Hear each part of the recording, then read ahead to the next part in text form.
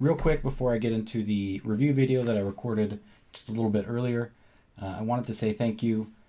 I don't know if it was my last video or one of my earlier videos, but someone did make an anonymous donation to me using cryptocurrency, and that was really cool. First time it's ever happened for me, and it was really nice to know that someone appreciates the content that I'm putting out so much that they were willing to do that, and that does help support me a little bit to whoever you were that did that. So thank you very much, and I'm assuming that since you liked the video enough to do that, you're probably going to see this video, so I just wanted to make sure that to get that message to you. So thanks a lot one more time. And now on to the regularly scheduled content. Alright, what's up everyone? Shane, aka Wild Poker here, coming back at you with week 3 of the weekly review series that I'm going to be doing. This week is a little bit different because I'm actually only doing one of my hands that was played about a week ago.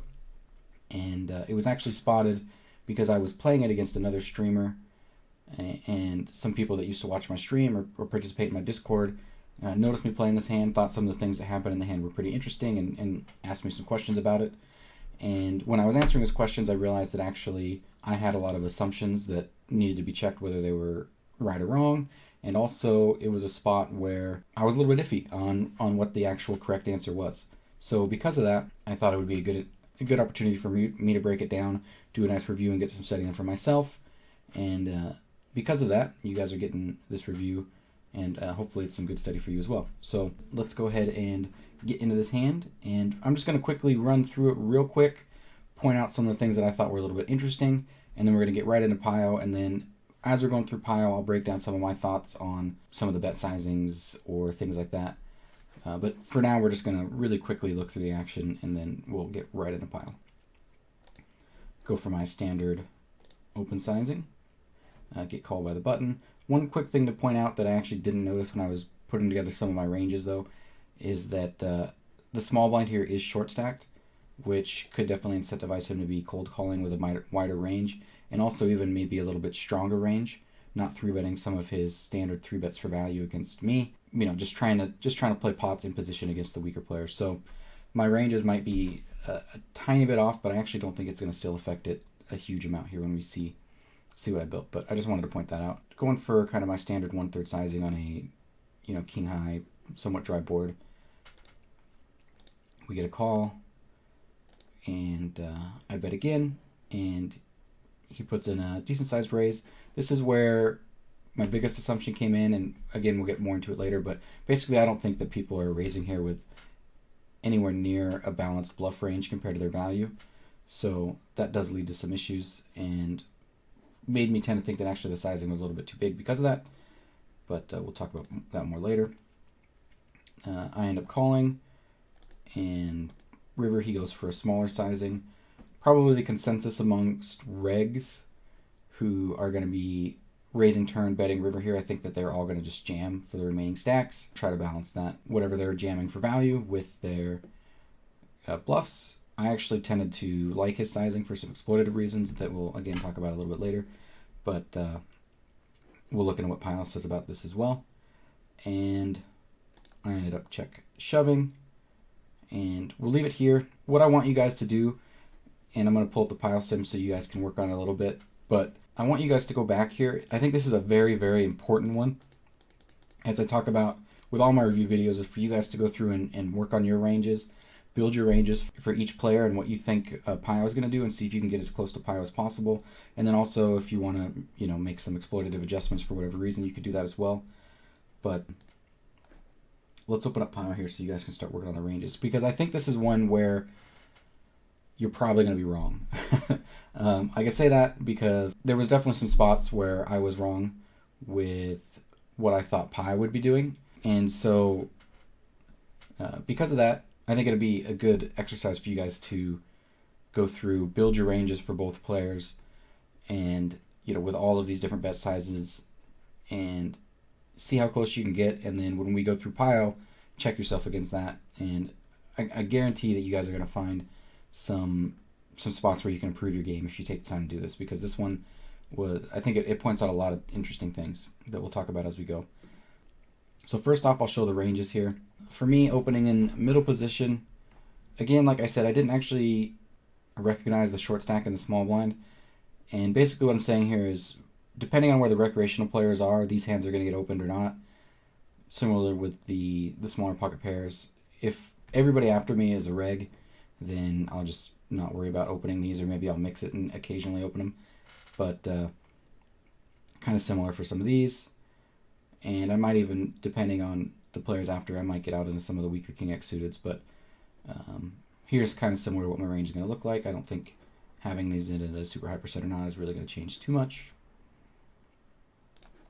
The biggest, I guess, point where we can debate is with the button's calling range. This is one thing where it's going to vary quite drastically, and actually I'm going to show you guys something cool that you can do with, I'm sure if you use Hand to Note you already know this, but I actually kind of tried to get a good feel for a button calling range versus an MP open. And so what I did was I built this report. Basically, it's only using hands that I've played with 25 hands or more. So basically, you know, cutting out just like guys that play 1 or 2 hands, and I didn't really, you know, their results don't mean too much. Trying to set it to only party poker. But yeah, I raise, they call, and we didn't get a very definitive result with a lot of kind of outskirty stuff here, but you can kind of see this starting to be built here with a lot of this type of stuff. All the blue, by the way, is calling, green is raising. So, like these hands have only been gotten 3-bet, we've never seen anyone call them. And then like some of these outskirt hands, when I went and looked at them, this is when I was playing on a site called Super Stack Poker, when there was just some very, very, very recreational spazzy players doing random things. So I didn't really get too much into this. The one that was the most common was down to Ace-10, Ace-9, again. Oh, these ones were on party poker. So we could have gone down to the Ace-9, but I think we still got pretty close. But some of the frequencies might end up being a little bit different. And I only have about a 30,000 hand sample on party poker. And for us to be really accurate with things like this, these kind of reports, we need way more hands. But I would say for you, those of you guys that don't have Hand to Note, this is, you know, a little bit something that you're missing out on. Some of this range research, you can actually get way more in detail than just something simple like this. But if you do have Hand to Note and you're not using your range research function, put yourself in timeout and then get out of timeout and start using it. That being said, basically what I was trying to do is just say that he's very rarely going to have these type of hands, and just kind of weight frequencies of what hands I think he's going to show up with more often versus what hands might kind of occasionally show up. And the smaller frequencies mean that he's either maybe sometimes folding them or sometimes 3-betting them, you know, in a combination of both. And basically what I'm saying is the highest frequency hands that he's going to show up with his calling range is going to be this type of stuff in here, and then a little bit less as we get either to the much stronger. These are the very common 3-bets, but probably a little bit less because he's mostly 3-betting with these. I don't think he's ever folding these hands here. And these hands maybe mostly folding, occasionally deciding to call. And again, very, very low frequency, so not really affecting anything if they're not ever there. So anyways, here's the range that I put for that. If you want to go ahead and, well, I would just stick with these ranges instead of putting your own ranges for what you're cold calling with, and use your CREV and start going ahead and building your strategy based on all these different sizings that we had. On the flop, I actually gave it a 1/3 or a 2/3 c-bet sizing just to see if this is a board texture where we ever used it, ever used the bigger sizing. I gave us a smaller re-raise, so if he raised the flop or we decided to check and go for a check raise, I went for a smaller raise sizing just because of it is a relatively dry board. I don't think we're going to, and we're only 100 big blinds deep, so I don't think we're going to need to utilize a lot of big raises right away. So I went with 2.8, gave him 2.5. If we does get checked, you know, this smaller bet sizing here. On the turn, I gave us a ton of different options between block bet to a 1.5 overbet, and then it's getting a little bit bigger with the raise here. So if we go bet and then go for check raise, we can put in a little bit bigger check raise. And then here's the sizing that he did use of the 3.05. Here, I just wanted to see if Pio actually ever does use a smaller sizing, so we can look at like the theoretical approach to the raise sizing on the turn, and then maybe later we can talk about exploitative reasons for one or the other. And then on the river, again, a bunch of different bet sizings. And, you know, for you guys, if you don't think that one sizing is ever used, you know, feel free to not include that in when you're building your ranges. So for example, if you think on the turn that, you know, a block bet's never used, or you know, the sizing that I use, 75%, if that's never used. You know, build it to how you think it's going to be built, or as close to what your strategy is going to be, and then we're going to compare that to Pio. And please, like I said, guys, this one will actually probably be more surprising to you than I think any of the other ones that we've done so far. So really going to be worth your time to go through and do the work on all these different ranges, both for the out of position player and the in position player. So hopefully you've already paused the video and done that, and now you're back here and you're ready to go ahead and see the results, because we're going to be going into them right now. The first thing that we can see, which I don't think is surprising to anyone at all, is that Pio is really favoring the 1/3 sizing here. You know, again, dry board. And one thing I did that we'll see at the end of the video after we've gone through this specific hand is I actually changed it so that the 7 and the 6 are suited. So we have 7 of clubs, 6 of clubs, and we're going to compare a little bit different of a, you know, more draw heavy texture, and see if, and compare this differencing on the flop. So I think that'll be another interesting thing to check out for all of us. But for now, on this kind of a board texture, no brainer, you know, just go ahead and C-bet 1/3 with a very large portion of it range. And if you wanted to have an easy way to know when not to C-bet, as far as things like, you know, some of these weaker ace-X, is we're choosing to check the one that doesn't have the backdoor flush draw. And that's just going to go maybe very rarely get check raised, but for the most part, you know, for these weak ones, probably just getting check folded. The 4 we can actually start to bet a little bit because it has a backdoor combo. The 5X obviously has more backdoor combos, so that can get bet a lot more. And then the 6 has a pair, so, you know, we don't really care. We just bet all those pretty much equally. And the pocket 3s here, you know, just choosing to bet them some of the time. And again here, we're favoring ones that have a non-spade. Even though these technically don't have backdoor flush opportunities, maybe on a runner flush. So let's say it goes club, maybe we can use the ace of clubs jack as some of our bluffs type thing. So that's why it's using the ones that have maybe some of the blockers for flushes that they can get down the road. So yeah, I don't think there's any surprises here. And we just get to bet a very high frequency, and that's what we're going to do. All right, and here I think is the first spot where a lot of us are going to be off with what our response is to this 1/3 C-bet. And when I first saw this, I was I was actually really surprised, because you can see here that the out of position player actually has a very large equity advantage and a very large net advantage. You know, they have all the kings. The in position player pretty much has none. All the king queens, we've lowered the frequency of those a little bit. We've got roughly the same frequency of 6s, 7s, and 7/6. Despite that, despite all those things, because we're betting such a wide range here, the in position player actually wants to do a lot of raising. And especially the nice thing is, because we get to get away with such a small raise sizing, which I think is appropriate for these kind of board textures, we're really just pumping in the raise. And so I think this is a good opportunity for a lot of us to find spots where we can be more aggressive on these kind of dry board textures. In position as the button, and really just start applying pressure right away with some raises, and not really worrying about. And also, I think this is one thing where people might be making a mistake here in floating with the ace-X's that have a backdoor flush draw, because it's a 1/3 C-bet. And you can see here, because of his equity advantage, the min position player, when he's betting, we actually are not floating with our weakest ace-X, even with the backdoor flush draw. I think that's a spot where some people might be floating too wide, so something to look at. And then are definitely pretty comfortable folding our weakest pocket pairs. And then obviously once we get down into here where we start to have the backdoor straight potential as well, a little more interested in finding some floats and some raises.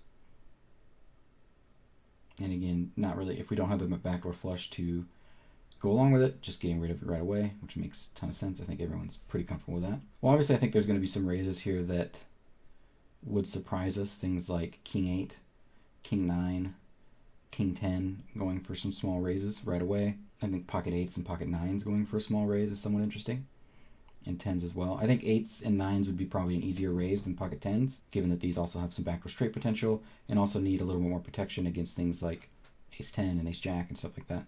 Whereas 10s, you know, needing less protection against the 10x portion of the range, wouldn't be raising as much. But still seeing some raising going in here. Here the 10-8, I guess you can see it's being raised a lot less, but a gut shot is pretty powerful. So even without the backdoor flush draw, we get to do some raising with it, starting to raise right away with a lot of our one pair hands. This one's also, I think actually this is the spot, the point right here, where we're all probably calling too much and not raising enough. As you can see, this is favoring a raise way more often than it's favoring a call for just about all of them. All right, so there's that. So real quickly, since we've been talking so much about the raise, even though it's not the way the hand was played out, let's check out the raise and see how we're responding as the middle position player. And we're still going to re-raise 20% of the time, finding a lot of calls as well. Our re-raising range is going to be based around, our pocket kings, sixes, sevens, our 6-7, and then, the king, queen, ace, king, aces as well, going for protection value. I think it's liking the sometimes raising with the ace-6 and the ace-7, just because it's going to block the in position player's most common sets. We still are able to rep like the ace kings and kings and aces and stuff like that. So it's choosing these as kind of a reasonable frequency rebluff. Here with the ace-5, again, it has the backdoor flushes and the backdoor straights. I think these would be the bluffs here that would be the hardest for most of us to make, but choosing some hands that have, again, backdoor flushes and backdoor straights, and really not messing around too much with anything that doesn't have some sort of decent backdoor potential. Yeah, I thought that was pretty interesting, and I think this is a spot where we can definitely all look to add a little bit more aggression to our game as the button player. And if we are facing aggression, it's probably a spot where, as the middle position player, we can also look to add a little more aggression to our game as well. Maybe exploitatively, because I would say that, 90% of the players in our player pool aren't playing a strategy like this. Maybe exploitatively we don't raise so much, and we probably don't even call so much, and actually just end up putting more hands in the fold line. But I still think that we could still probably end up being a little more aggressive than we are. Maybe not quite to these numbers, but we could definitely look to find a few more raises here. But definitely from the buttons position, I can't think of a single player that I play against that I would expect to be raising this much. So it's probably a situation, myself included, where I think we can all take a lot from just this one little stat right here. And probably talked about that enough, so let's move on to the hand as it was played. We got the Queen of Spades turn, and here's another thing that really surprised me, and another spot where I think a lot of us could probably improve some of our sizing choices. And the thing that you can see here is when we give ourselves the 1/3 option on the turn, we put a lot of the majority of our action in that.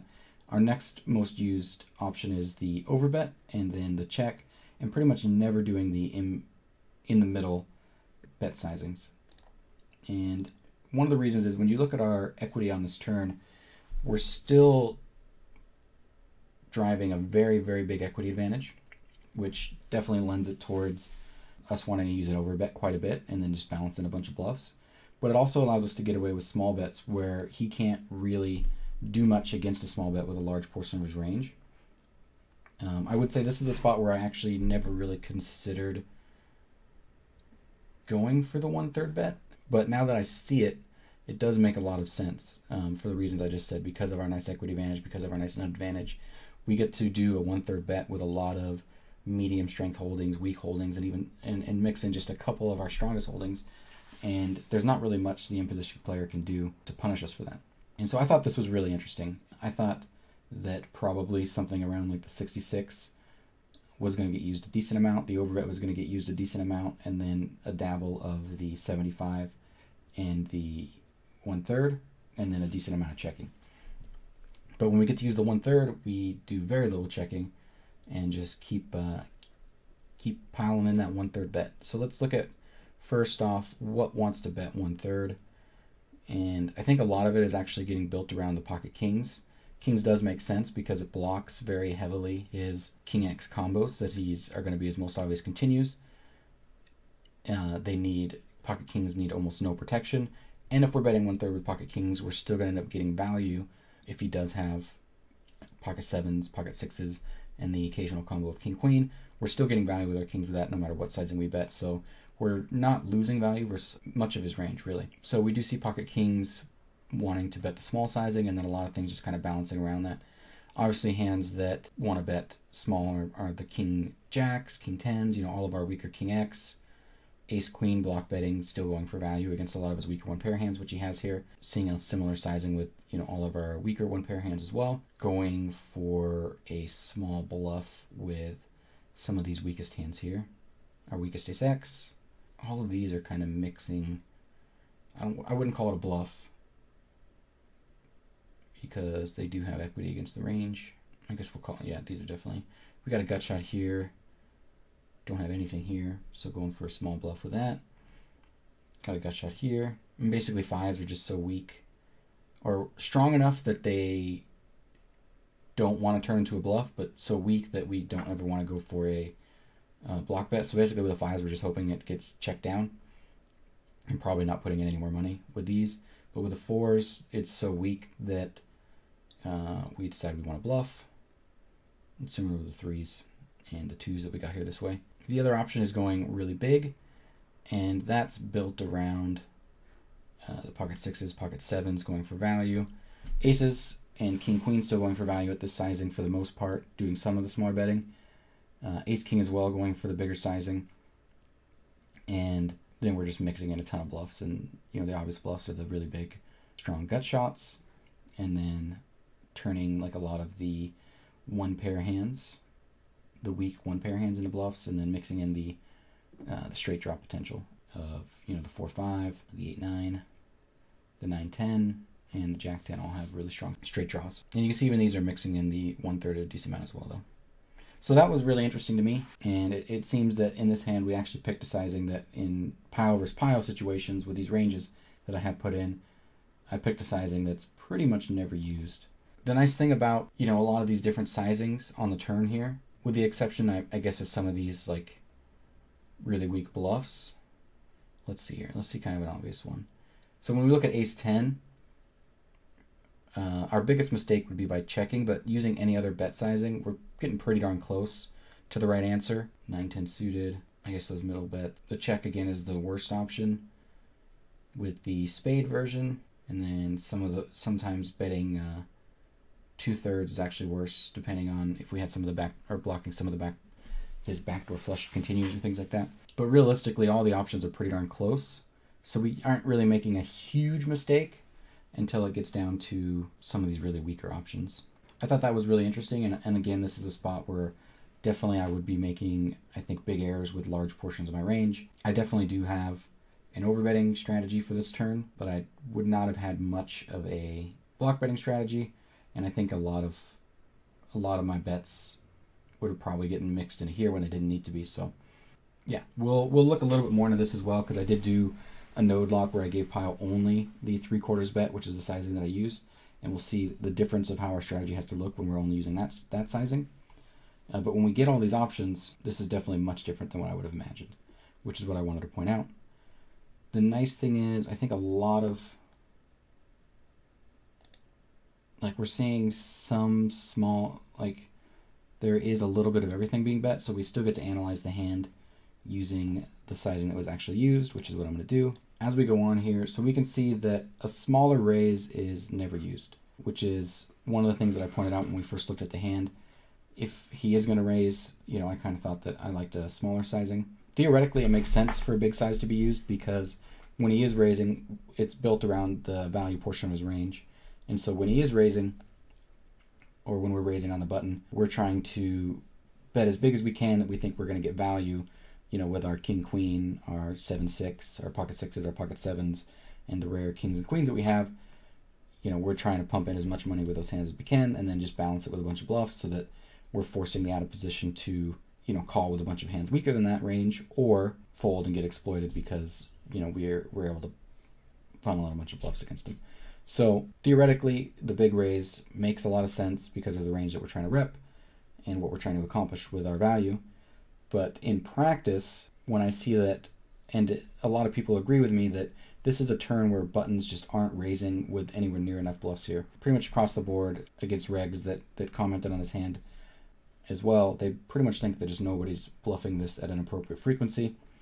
And because of that, I think this is a spot where for the out of position player, exploitatively, we can actually start really considering folding hands like ace king here, and king jack's no problem, and start to get rid of a lot of our one pair hands, and that's going to really mean that they're just very rarely getting value with their value hands, because they're not forcing us into a tough decision with some of our medium strength hands, because we just know that they're not bluffing enough. I think if that's the case, if we know that we're not bluffing enough in our opposition, or if we're up against someone that's not bluffing enough, I think a smaller sizing in that aspect makes a little bit more sense, because the only reason we can get away with making a big raise for value is because we have all those bluffs to support it. And if we don't have all those bluffs to support it, I still think a smaller sizing makes a lot more sense, because it now actually puts all those medium strength hands, the king jacks and ace kings and king tens and stuff like that, it actually puts all those hands as the middle position player in kind of an awkward spot, and probably ends up getting us more money against that portion of his range. The other nice thing is, if we are bluffing, again, this is an kind of an exploitative consideration. For the times that we do bluff, even if we're betting a smaller sizing, it's still a spot where it's under bluffed. It's still a spot where I think we're going to be generating quite a bit of fold equity with our bluffs.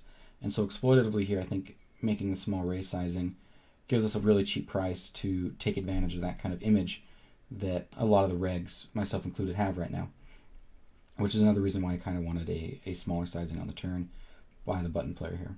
So my ideas of a smaller sizing are based around a lot of exploitative assumptions, which I couldn't really test here in Pio. I'll show some things later when, like I said, I node locked and did some stuff in another sim that we'll look at a little bit down the road. But this will be, I guess, kind of an exercise for you guys, is to think of, what are the reasons for making a raise a certain size? What are we accomplishing by this raise? And is it based on what we're accomplishing? Or what we're trying to accomplish, are there better sizings for that from an exploitative standpoint? And I guess that's up for you guys to kind of think about, depending on, the type of player you are and how players are going to play against you, and also, more importantly, your opponents and just how they play in general against, everybody else. So all that being said, clearly Pio does favor a very large raise size. And you can see it's balancing a decent amount of bluffs here. The value portion, obviously, sixes, sevens, not even really favoring 6-7 a ton for value, doing a lot of calling with a 6-7. Our bluffs, I don't know exactly what to call the king jack here, but you can see it has quite a bit more value than like the obvious bluffs of things like ace jack. So I'm going to call these type of things like a mix, where it's kind of bluffing, kind of protection betting, kind of value betting, because parts of the range it's still ahead of parts of the calling range. I don't know, it's kind of mixing and doing just a lot of different things with this raise sizing. But because you can see it's not a really high equity raise, it's doing it very, very little, and mostly choosing to just call with these hands. A lot of the bluffing is coming from the jack 10, the 9-10, the 8-9, and then mixing in some bluffs here from the one pair low set blocker type hands. And then 5-4 is another open and a straight draw that's finding a decent amount of bluffs. And one thing here, when I first looked at this, I kind of actually didn't feel like this was a ton of bluffs. I mean, clearly when you look at sixes and sevens, that raise bar is almost all the way to the right, just raising a ton. And when you look at all these other hands, it kind of looks like a sliver. And it really doesn't feel like he's actually finding bluffs all that often. And so one thing you can do to kind of check that and get a little bit better understanding here. So one thing in the Range Explorer, if you do want to analyze it, you can click on whatever line you're looking at. And so we want to make sure that we're analyzing the raise 49 option. And then we're going to go from second pair. All right, and he's ending up raising with 47% of his raising range is going to come from all of these weaker hands here when you add all that up. And that's actually a pretty substantial portion of the range. And I think that's where we have to be careful, because even though it looks like, a lot of these hands that raising aren't really raising very often, it still adds up to a decent amount of bluffs, or a decent portion of his range that's going to be bluffing. And if we want to have a balanced raising range here on the turn, that's kind of the target that we need to hit in this specific situation with this raise size, is that 47%. And if we wanted to call these bluffs, it would end up getting over 50%. So just depending on on what we want to call these as well. So just wanted to show you that, where we can go in and analyze that range a little bit deeper. So we say he does raise. We are going to be doing a tiny amount of re-raising here. You can see the combos are getting very slim because we're getting to a portion of the game tree, given that the fact that I picked a sizing that isn't really used by Pile. But we're still able to kind of analyze as a percent of the ranges in general what's going on. So basically, once we get to this point, pretty much never re-raising. Going to be almost always calling. The river was the jack of clubs. And either donk or donk, 2/3 or check, never donking. And as the imposition player, I did give all these different 50, 70, 100, and then all in. 100 I think gives us a, it looks like it's not using all the options for some reason. Not 100% certain why, but basically we can see that realistically this is the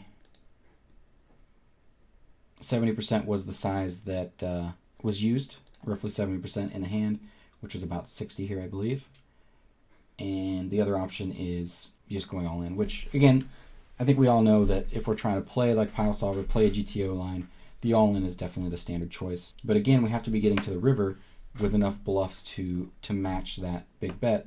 Otherwise, we really can't.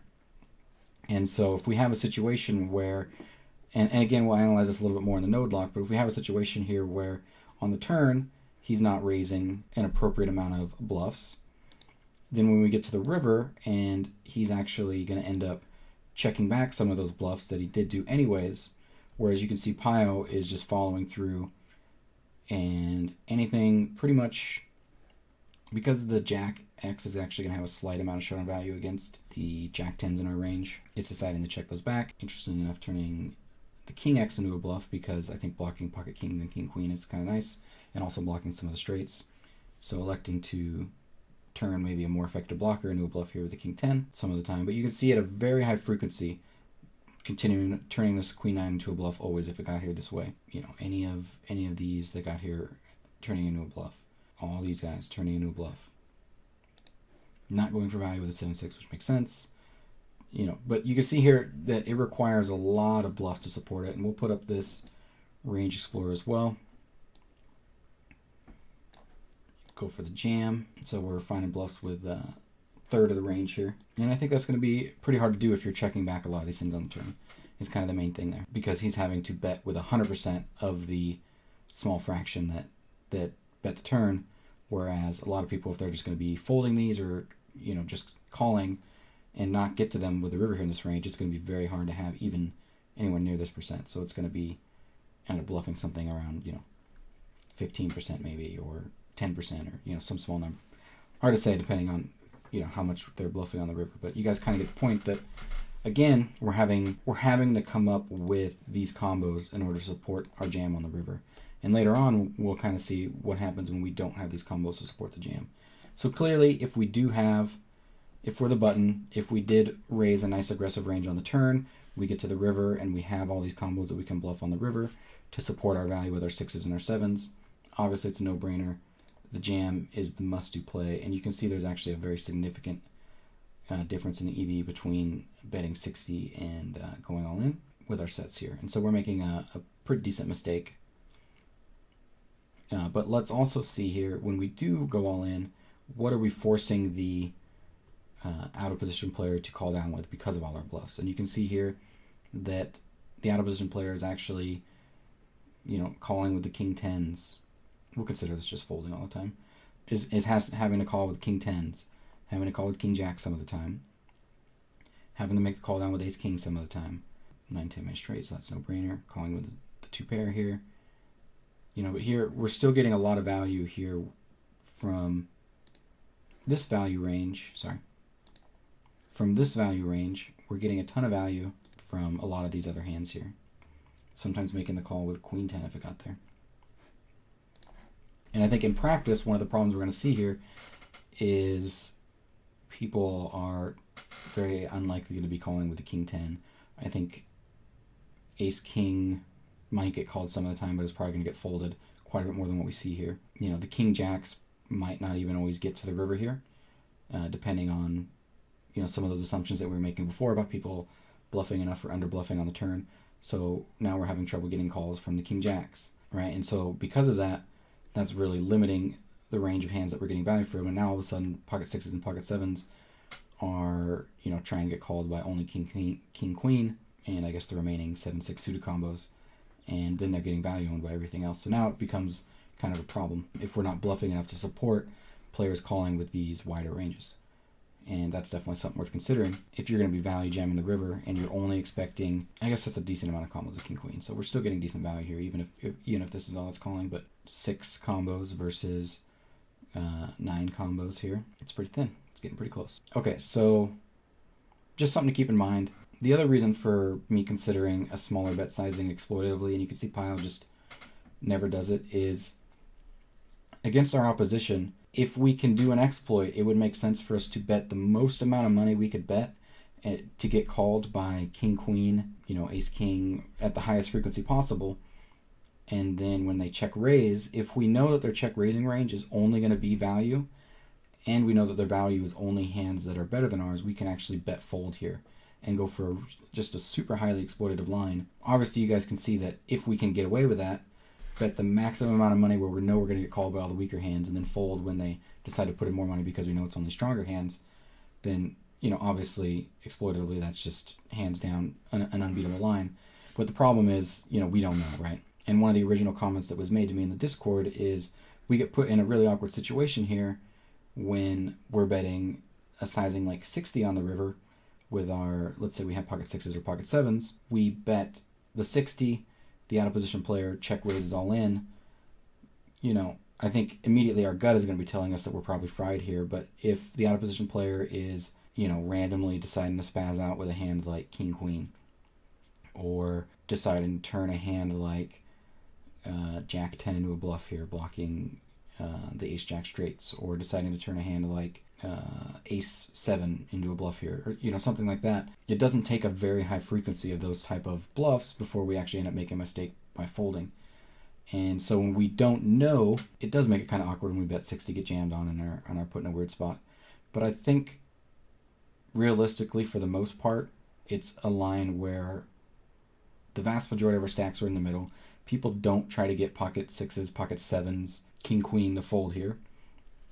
And people also don't ever value bet worse than those hands here, because once, if you think about it from the perspective of everybody already assumes that the turn raise is massively under bluffed. So we have a turn line where they're repping a very strong range that doesn't have very many bluffs. And then we get to the river, and yeah, they're betting a smaller raise sizing, but they still already got to the river with a very, very strong range. It's still going to be very hard to try to rebluff, or very silly for people to try to go for value with really weak hands. So it could be a spot where against a lot of our opponents, obviously there's some out there where there's an exception, but it could be a spot against a lot of our opponents where exploitatively, I think considering going for a non-all-in sizing and actually folding to a check shove with some of our, I think pocket sixes, for example, would be like the best example, where they're just never ever reshoving for worse with a worse hand. I think it's worth considering. I can't say whether or not it's the best because we have to really, really know our opponents, but I think I've laid out some considerations for why it might be a better option. And so when a question was asked to me, I actually said that I liked this sizing a lot better than an all-in for the reasons that I laid out. Obviously, we can see that theoretically, the all-in is the play, hands down. But versus our opponents, versus our player pools that we're playing in, I would definitely spend some time thinking about why this sizing could be better, or how we can make it better if we can end up making a nice, correct hero fold. Obviously, if we're going to be folding incorrect at any frequency, then that argument kind of goes out the window. So we do need to be very accurate with our assumptions. I'll say that. Here was this one, and I went through it pretty well, I think, looking at all the different sizings. Hopefully you guys learned a little bit just by looking at some of the, how aggressive we're supposed to be playing here in some of these spots on both flop with our raises and then re-raises on the flop as the out of position player. And then also, I think some of these numbers should have been a little bit interesting to you guys, and maybe made you rethink some of your strategies and where you're putting some of your bets. If you're choosing to use block bet sizings and over bet sizings, then you can develop a strategy that looks like this and just get rid of the middling sizings. I think those are the main points. And I guess the other thing is, like, how aggressive we need to be in order to force our opponents to need to call with some of the weaker hands that we're actually trying to get value from when we're raising for value. Those are the kind of the main takeaways from the main pile sim, so we're going to be done with that one for now. First thing I want to do is I want to show you what I did was I took it down and I only had it bet 33%, which we saw was by far the most used sizing. On the turn, I only bet a 3/4 sizing or check, just because that was the sizing I used in this exact hand, and I wanted to see how that changes the strategy when this is all that we're using. I still left this in because when I node lock, I wanted to see if it started to favor this sizing at all instead of the bigger sizing. And so I have another one that's exactly like this, but I did node lock some stuff, so we'll look at that. And pretty much everything else is the same here. So first thing right away, we just see us c-betting a ton, checking just slightly more. I'll go back and compare real quick.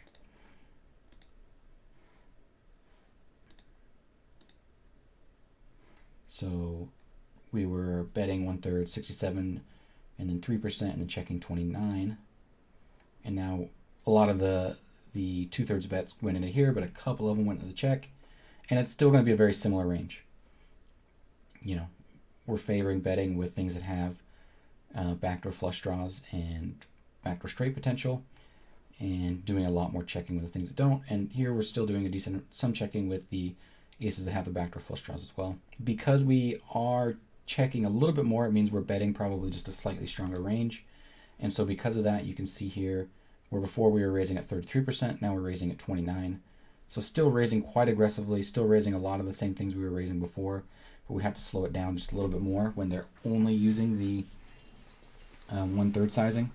And so this would probably be something that I would say would be a little bit more appropriate for most of the players that we're playing against, just because I think a lot of the regs these days are on this kind of a board texture are using the 1/3 sizing or checking strategy, and they're not really messing around too much with implementing a bunch of different bet sizing. So they will probably end up being closer to what we've seen so far here. So still raising quite aggressively. I'm not going to go too deep into this just because the main reason I did this was to get into the node locked version. So we see here, and also this. So if we are only using one sizing, and the sizing is the 3/4 option, we have to do a lot of checking here on the turn. Where if you remember, when we got to use the block bet, we were checking only 25% of the time, and then putting a lot of betting going on here between the 1/3 and the overbet. Here we actually have to slow down and start checking a ton more. So it's something to be careful of if you are going to be implementing, maybe only this sizing as your strategy, or 2/3 sizing. You're going to have to slow down a lot on the turn, especially if you're c-betting 1/3 and then only using one of these kind of medium sizings. You got to be doing a lot more checking. And I think our checking range it looks pretty obvious here. Turning some of these into bluffs, but still doing a lot of giving up with the weaker ace-x, still choosing to bet the majority of our king-x, and starting to check a very high frequency with all of the middle pairs, doing quite a bit of checking with the 7s and the 6s, but really going ham with our pocket kings, which is a little bit of the opposite of what we saw before. When we had the overbet option, we saw that the 7s and the 6s were always overbetting, and the kings were always betting 1/3. So it's kind of actually flipped a little bit here, now that we're only betting this sizing. Okay, so we bet the 16. We're seeing a decent amount of raising here. Let's go back and compare. No, this one here, okay. So only raising about 7% here, raising a little bit more in this line, because at this sizing, it's bet quite a bit more than it was in the other sizing. The range is quite a bit wider because it can only bet this one size, so it can raise a little bit more because it's playing against a wider range. But it's still raising basically the exact same stuff we saw before, just maybe at a slightly higher frequency with some of the combos. But the makeup of the range hasn't changed at all. Everything else from here on out is pretty much the same as what we saw before. Here, he actually doesn't need to jam with all of the combos. We saw much higher jamming frequency with some of these. We're still getting enough bluffs in order to go for the all-in, the move of honor here. Okay, so let's go back to this point, and then let's look at the node locked version. And what I node locked here is the raising range. What I did was hands like these aren't going to be raising it anywhere near the frequency that they did. I actually put them in the call, which might have been a mistake, but you can see here that calling has slightly more EV than folding, so I ended up just putting some of those combos into a calling range. With the ace jack, I reduced the raising frequency quite a bit, and we'll actually put these side by side so you guys can maybe see it a little bit better here. So you can see the 8-6 is raising much less, 7-5, the 6-5, the 8-9, 9-10, jack-10 are all raising quite a bit less, and the ace-jack. So I really went in and reduced that raising frequency. I didn't mess with any of these king-10s, queen-9s, stuff like that. Didn't mess with the 5-4, and I didn't mess with the value portion either. But we did move things down quite a bit. And what I had hoped to see that by node locking it into this kind of a very underbluff frequency, that we would actually see it want to start using this quite a bit more, and it didn't do that. All right, so yeah, you can see that it's when we don't have all these bluffs to balance, it's actually making the big raise option is actually significantly worse. And our best option is probably actually just to call with our entire range instead of raising at all and not have a raising range to begin with. I think the reason we're seeing a lot of these raises here and the way it's done is probably because I made an error with the way that I node locked it. I went in, moved a bunch of combos to either the call or the folding, and then set it to lock all hands, set it and close, and I think by doing that, by having it locked all hands, it locked it into the hands that were raising at this frequency, locked it at this frequency. The hands that were calling here got locked, the hands that were folding here got locked, and it didn't actually readjust into the way, because as you can see, I'm not going to rerun it because I'm not sure exactly the best way to lock it to where it refigures all of this. But as you can see here, what's going to happen is once we don't have all those bluffs to match, we should actually only be calling, because this actually doesn't even have, it looks like it doesn't even have enough bluffs to support raising to the small option either. But yeah, you can, just by looking at the EVs, I think you guys can all see that, and so we don't really have to mess around with it too much. But the one thing we can take away is, let's say this is the raising range that we're facing. There are some bluffs, some bluff raises are happening, but not at a super high frequency. And we see this big raise. I mean, look at how much we have to fold now. We're folding our aces at a high frequency, folding pretty much all of our ace kings. All of these king X that we're calling before are now folding. Still choosing to do some bluff re-raising with the ace 7. Still choosing to re-raise some of this stuff down here and match with some bluffs. But we're just folding so much more. And let me pull this back up and we can compare it a little bit.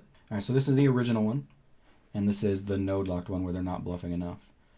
And it's just a very substantial difference with the calling range and the continuing range. Continuing with a decent portion of ace jack, continuing with ace queen even. And you can see here it's just such an easy fold against the type of player who's not bluff raising an appropriate range. So I would definitely keep that in mind against our opponents. If we all have the awareness that people are under bluffing, then we need to be taking advantage of that by way over folding. Well, the other thing that I thought was kind of interesting here is another way we could take advantage of knowing that people are going to under bluff. And I think once you guys see this, it'll be kind of like a duh moment for you, but it's not something that I originally thought about. When we know that he's not going to bluff raise and he's going to be being very straightforward to our bet here, we actually get to c-bet at a higher frequency here on the turn. So this is the one where it's node locked. You can see we're c-betting at 58%. And on the non-node locked, where we only have the one option, we're c-betting at 52%. So 52 versus almost 58. So we get to c-bet quite a bit more. And where are those bets coming from? The ace queen is getting bet quite a bit more here, and that's probably a lot of it right there. All these king X's are getting bet just slightly more. We actually get to bet the pocket eights just a little bit here where they're not betting here. So some of these weak hands that kind of want protection but still have a little bit of value against some of their continue range are just happy to bet and then fold to a raise. Whereas when he's bluffing, versus our bet at a reasonable frequency, we have to be much more concerned about what we're betting. So that's another takeaway there, is that when we are seeing this very straightforward raising range, then we get to c-bet, get to continue to barrel on the turn a little bit higher frequency. So here he raises, we call, and the next thing I wanted to show you guys is on the river, the jack of clubs, pretty much always checking. We do see the smaller bet starting to be implemented at now somewhat of a reasonable frequency. He's still really pushing hard with some of the bluffs, because we did have some of the bluffs on the turn. You know, he's still trying to push pretty hard with those. But you can see the value range. You know, you can see that we're actually being forced to check back some of the time with 6s and 7s because we can't support the bluffs enough. We're being forced to check back king, queen, pocket queens even quite a bit, and have to check back here. And our value is coming from our straights. This is where we're building most of the value from, the 9-10. And we just can't even support a jam all the time with these hands. And we have to sometimes use the small bet sizing to compensate for that as well, to try to get a little bit of value out of them. So, you know, again, being aware of what combos we're getting to the river with, and if we are even capable of having enough bluffs to balance all that out. The other reason, though, that, like, you can see, like, one of the arguments is, well, he's, in one of the things that we saw, all these bars were completely red, right? He was always overbet bluffing. Why isn't he overbet bluffing all this time? All of these combos in order to try to get the value from the 6s and the 7s. And one of the big problems is when we look back at the turn range here, I mean, the things that we're trying to target that we're needing to get call downs from just aren't there anymore on the river. The range that gets to the river is just so strong now that it's not even worth trying to match the bluffs so we can value bet those hands, because we're just getting called way too much with our bluffs, and our value is getting value owned too often. So this does give us a little bit of an argument for making, I guess, an exploitatively smaller bet sizing. Obviously, we can still see here that there are some things that are favoring the big bet sizing, and our 6s and 7s still can get away with it, even against a stronger range, even when we don't have a ton of bluffs to support it. But we're starting to see the signs here that using a different sizing other than the all-in is making sense with this, is basically what I put out here. We're going to see here when we do that and we reshove this, I mean, we're actually folding 6s some of the time, pretty much always folding king, queen, which is pretty easy. We have the 9-10 that's defending. But when we, when the button bets, we're going to be defending a very tight range here. Kings, queens are straight, 7-6s, 7-6 suited, and then mostly folding the king, queen. And that's one of the reasons why he just can't jam so much for either. So hopefully that makes sense. I don't know if there's much more to go over for this hand. Like I said, I do have the one where it's suited here, so we can talk about that option. Although I didn't definitively say that, you know, here's the exploits that we can take and they would be doing good against our player pools, I think I did show you guys some good logical reasoning for why we might want to take some of those exploits. One being the smaller raise sizing on the turn as the imposition player, and two being a smaller value bet sizing on the river than an all-in shove. Definitely, I think there's good arguments for considering those, at least. Whether or not you can actually implement them against your player pool or the specific player you're playing against, that's kind of for you to decide. The other thing is, I definitely think we made a good argument for potentially increasing our c-bet frequency on the turn on these boards, where we definitely expect our opponents, so we're the middle position player, you know, we expect the button to be responding in a much more straightforward manner when we're barreling across two streets. So because of that, I do think we definitely made a good exploitative argument for increasing our c-bet sizing on the turn a little bit, looking at some of these node blocked options. So there is that we did. I think we found a nice reasonable exploit, and I think we covered pretty much everything we need to cover for this hand. Real quick, what I will do, because I didn't cover all the options for you guys, is just very quickly, not going to explain it at all, but I'm going to pull it up here. We'll go to the start. I'm going to just run through all the potential different options for those of you guys that really spent the time building your ranges, so that we didn't leave anything out for you. So first thing, we'll cover all the different options with a 4. So we'll see it gets raised here. Here's the frequencies. Raises to 10. Here's kind of what it looks like. Again, not going to go too in depth here, but just going to give you guys a chance to kind of see what it looks like. When we're just trying to get it all in, we'll just go that route first because it's the easiest. People just putting in small bet after small bet. And you can see here it'll get down to very tight ranges pretty quick.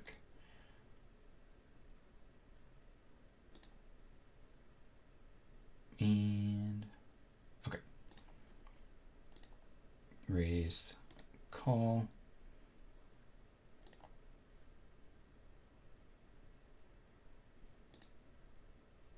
If we see the raise and call, I think we're obviously always just checking the turn.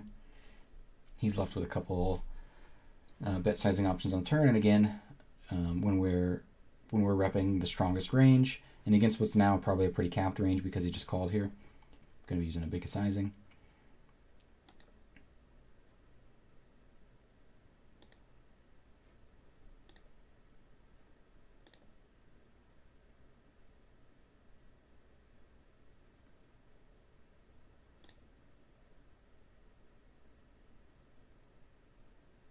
Alright, so there's that one. As far as the raise option, I think we covered all the ones there that's worth going over. So we'll go through the call. One that we didn't use was the overbet, how he's going to respond to that. So I think that's going to be an important one to go over.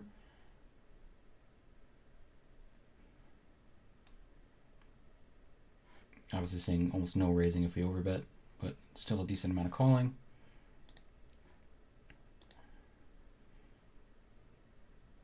Doing a decent amount of block betting here, but much preferring the overbet. All the mixing going on here with the king queen, but pretty much set in stone with the rest of the hands.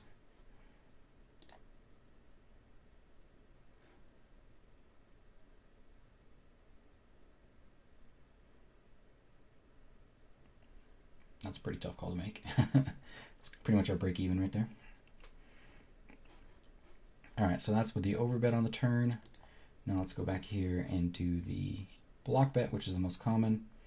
As we can expect, seeing a lot of raising, a lot of calling. We'll do the calling first.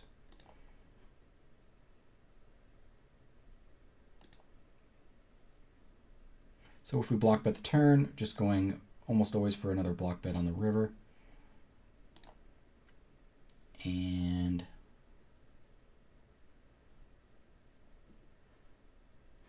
he's going to be doing some jamming over the block bet and mostly just calling. I think those are the only two options, which is pretty crazy to see. Like, I don't think in our game we'll hardly ever see people going for this kind of a shove. But theoretically, this is the sizing that makes the most sense. And he's having enough bluffs here to force us to call with some reasonably weak holdings, like kings is obvious, but ace king, some of the ace 10, aces, stuff like that. So there's that one. And then next was the raise option. Only preferring mostly the raise to 21 after we block bet. Not doing much re-raising after we choose a block bet. We are a little, once we choose a block bet here, although we do have the kings as the out of position player, c-betting with the block bet. Kings are in our range at a very high frequency. We're still pretty capped with the rest of our range that's choosing to use this sizing. So just keeping it, just calling here the vast majority of the time. And not going to be block betting.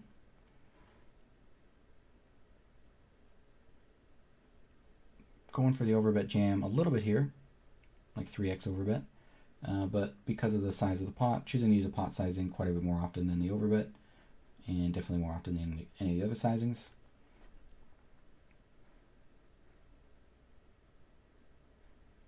So the overbet is just trying to balance with the ace 10s that got there, and the 9 10s that got there, and then trying to find bluffs, and still actually doing a decent amount of jamming with the stronger sets as well. Preferring 7s and 6s because we're expecting to get called by king queen, I think. Yeah, and so, jamming kings or queens actually blocks, I think, a decent chunk of the call range here. So preferring mostly if we are going to go for the big bet, going for it probably a little bit more often with these ones than with kings and queens. But mostly doing the pot size. Kind of see some check shoves here.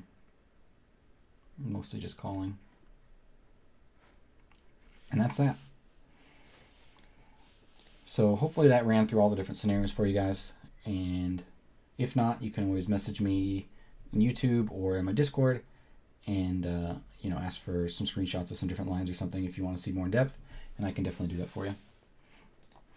Or if I get enough questions, we can just make another video down the road.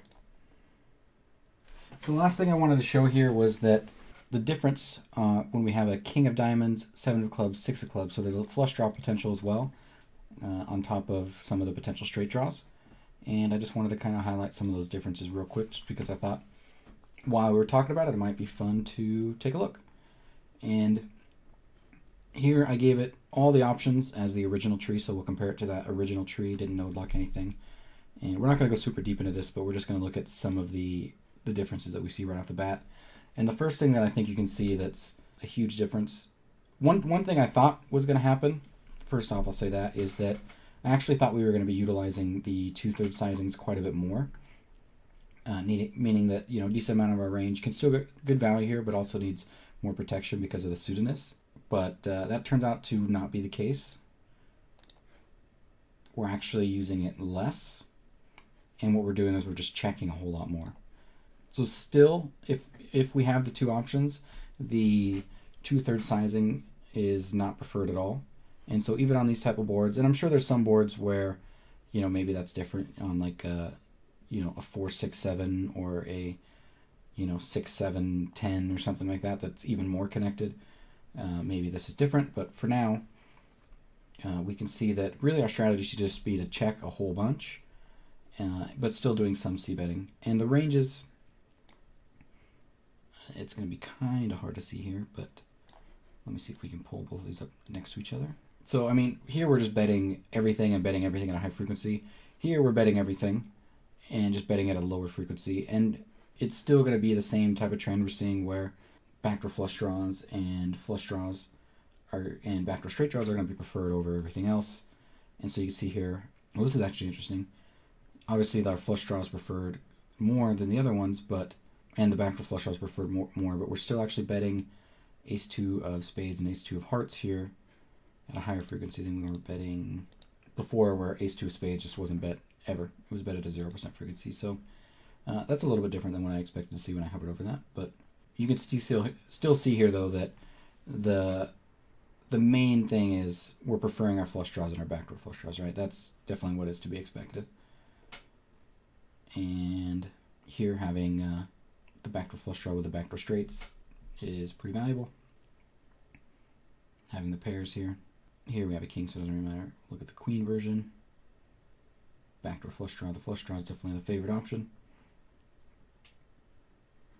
So yeah, hopefully that makes sense, and that's just a common trend that we're always should be utilizing. If we do bet the 4, the raising here is coming in at 28%. In the original example, it was 33% when we had all the different bet sizing options, or when we had the 2/3 and the 1/3. So here it's reduced down to 28%, and that should make sense because this player here is checking a lot more strong hands, but still raising at a very high frequency, again, versus the 1/3 option, and probably preferring flush draws, and some backdoor flush draws getting mixed in there as well. Here these have pairs, so just using a pair hand to raise. Flush draw, backdoor flush draw.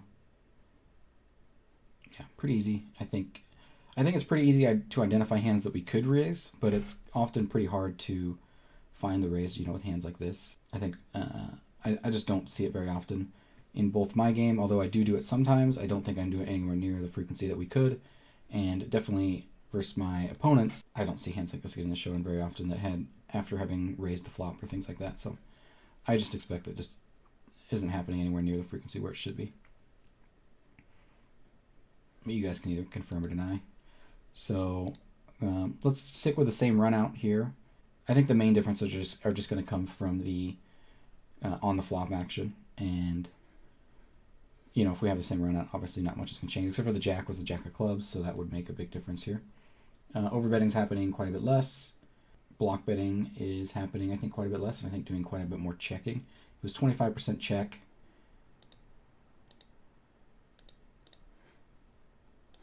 I'll just put this over here real quick. And 25% check, doing a lot of block betting, and then a little bit more of the over betting here. So now we're doing 20% and then 39. So just more checking again, but still finding a lot of good hands to go for a nice overbet for value and bluffs, and doing a decent amount of block betting as well.